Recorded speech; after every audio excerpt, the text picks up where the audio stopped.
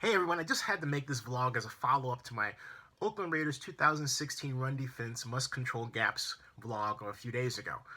A commenter who doesn't want to use his or her real name, so calls themselves Bruce Wayne, says that I should stick to talking about the stadium and leave the discussion or commenting about the Raiders' run defense to those who know, as if there was something wrong with what I said in my video.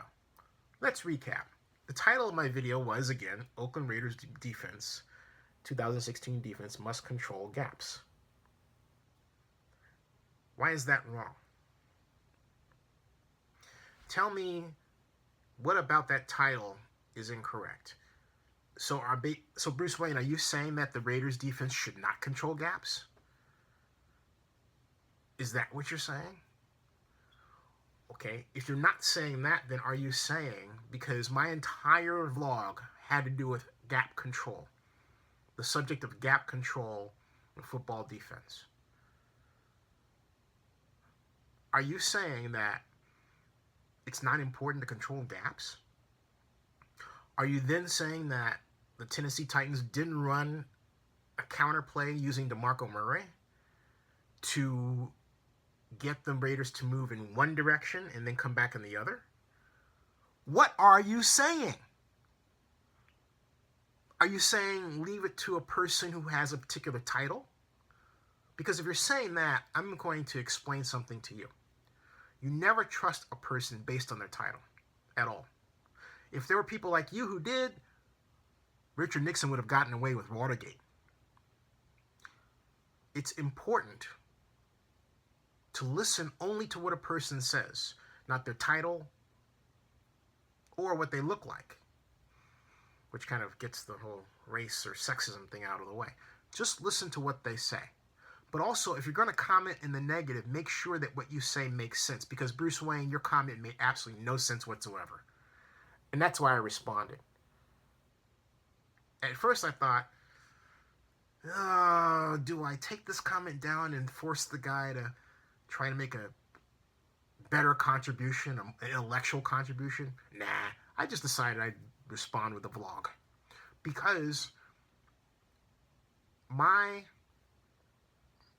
love for exchange is not fed in this medium when you don't provide an intelligent comment. Something about, for example, it would have been better if you had said, well, the Raiders played the split 4-3, and the split 4-3 was designed to do X, okay? Which actually would have fallen into my trap anyway, but because I know what a split 4-3 is, and that's what the Raiders are running.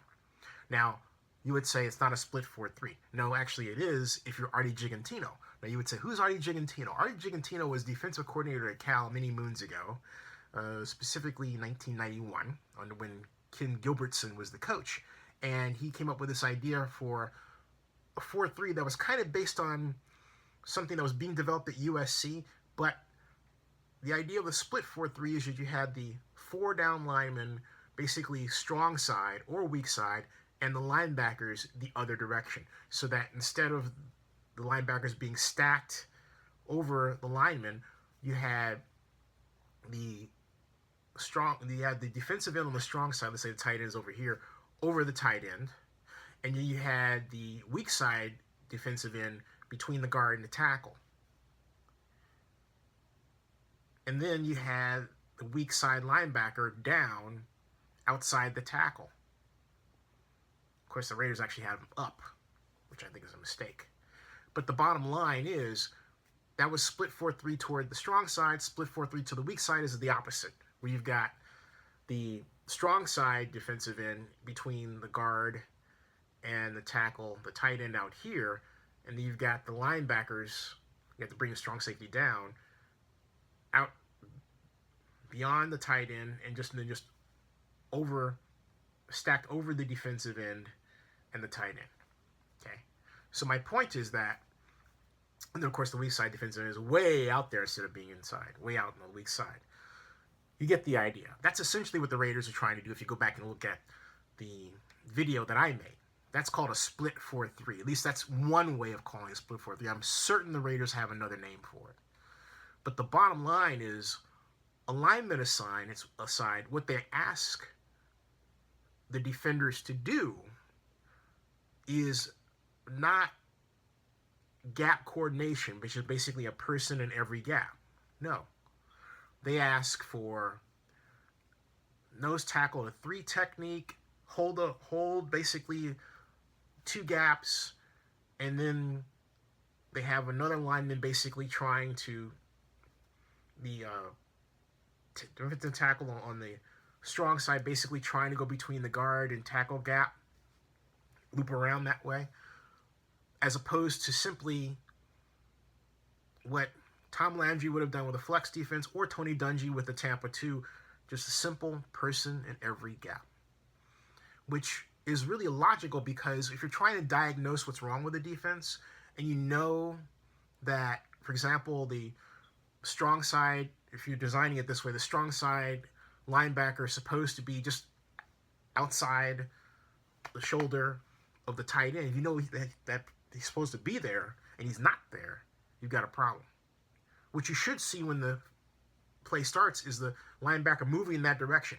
The only reason the linebacker would not get to that point is either the tight end beat him because the tight end was quicker, or the linebacker just wasn't paying attention and just was out of position. In either case, it's easy to diagnose. Okay? It's a simple way of playing defense that produces and has historically provided huge dividends for those coaches that have adopted it. Now, you tell me, Bruce Wayne, why is it that I don't know what I'm talking about? Ball's in your court.